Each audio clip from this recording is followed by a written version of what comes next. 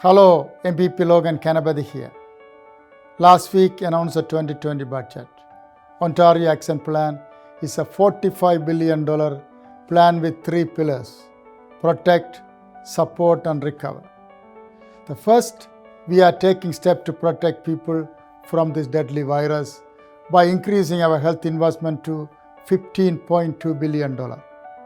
This includes $2.8 billion to support the province's fall preparedness plan for health, long-term care and education, the most comprehensive and robust plan in the country to respond to the second wave of COVID-19. It is also include additional funding to support hospital beds, address the surgical backlog and purchase additional influenza vaccine. Second, we will build on our earlier relief to provide a total $13 billion in direct support for families, workers and employers, in addition to the $11.3 billion in cash flow support. This additional relief will ensure families, seniors, businesses and workers are supported through the second wave of COVID-19 and beyond.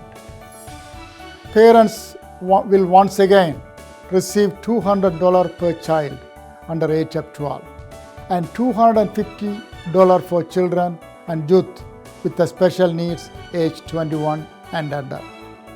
A new senior home safety tax credit that will provide a 25% credit on eligible renovation of up to $10,000. The government is also providing an additional $1.8 billion in the support for people and jobs fund over the next 2 years to remain responsive to emerging needs and continue providing support for the people of Ontario. And third, we are removing the barriers to recovering and providing $4.8 billion to protect and create jobs now and in the future.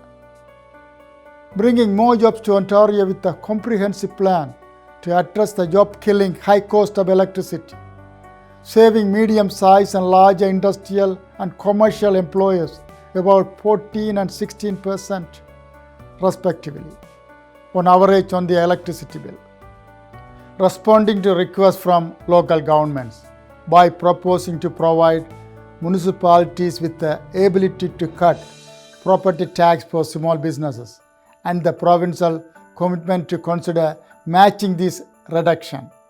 This would provide small businesses as much as $385 million in total municipal and provincial property tax relief by 2022 and 23, depending on the municipal adoption. Ending a tax on jobs for an additional 30,000 employers by proposing to make a permanent the employer health tax exemption increases from $490,000 to $1 million.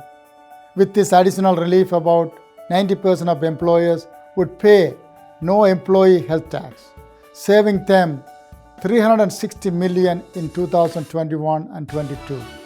That could be reinvested in jobs and growth. Ending a tax on jobs for an additional 30,000 employers by proposing to make the employer health tax exemption increases permanent from $490,000 to $1 million. With this additional relief, about 90% of employers would pay no employee health tax, saving them $360 million in 2021-22. That could be reinvested in jobs and growth.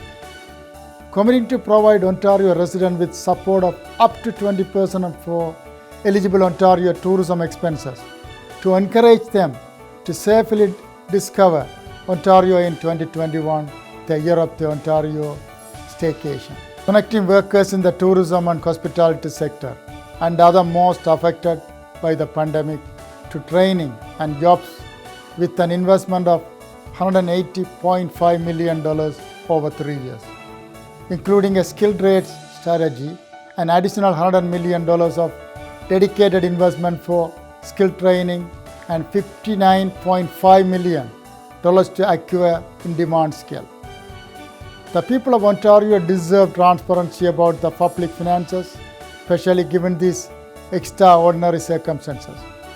That is why this budget is unprecedented in that it includes three possible economic scenarios that could impact the trajectory of our recovery from COVID-19. As the people of Ontario understand, the current level of government spending are neither sustainable nor desirable over the long run. But as the global pandemic continues around the world, they remain necessary today. We are not alone in facing these fiscal challenges. Every country, province, and the state is wrestling with them. But we remain confident in the balanced and responsible approach we are taking to Ontario finances.